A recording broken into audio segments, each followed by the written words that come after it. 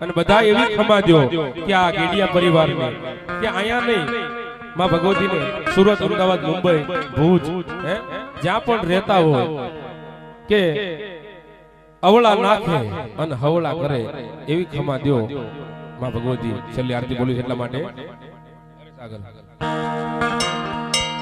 પ્રેમથી સવ બોલો રે મારી ચામુંડ દેવની આરતી.